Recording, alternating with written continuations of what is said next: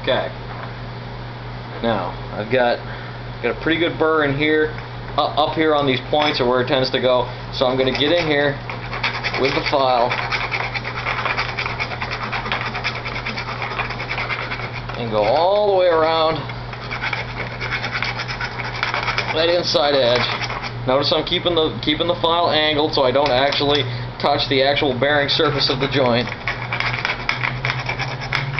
And for those of you who are going to say I'm using the file wrong, you're absolutely right. You're only supposed to run a file one way and then pick up. Okay? You want to take 2 days to do this? Be my guest. This is the quick way to do it. It is absolutely the wrong way to use a file. Yes, it is detrimental to the file, but it's quick and it's effective, and files are relatively cheap. I mean, you can feel it when you're really on a big burr.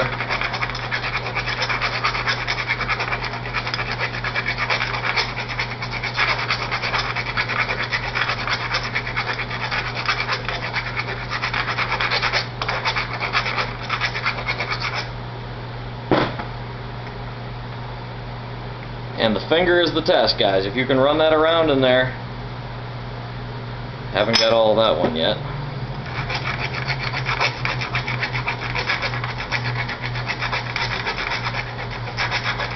Remember, it's real easy to take material off. It's a real bitch to put it back on, so don't go crazy. Now, I have, for the purpose of this demonstration, I'm using the file. Typically, I use a Dremel, right? Now I can make quick work of that.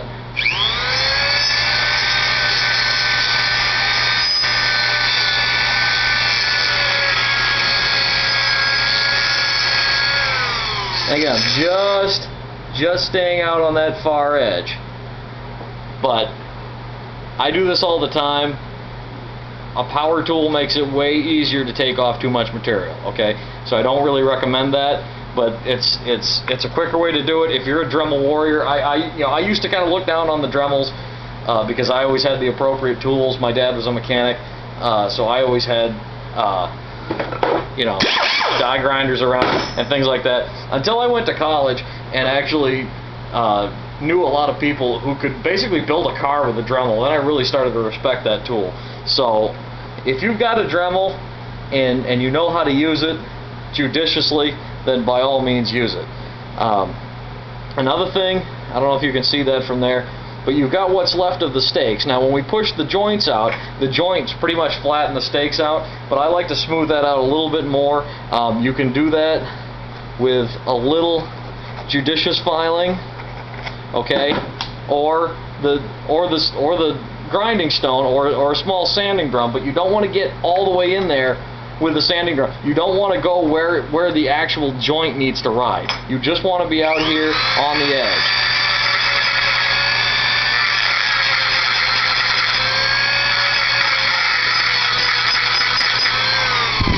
Just really lightly, just get the high spots.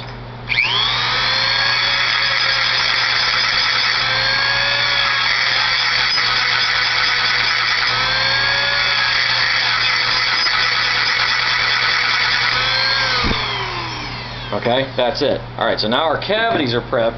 Now I'm going to show you how to clean up where the snap ring actually sits.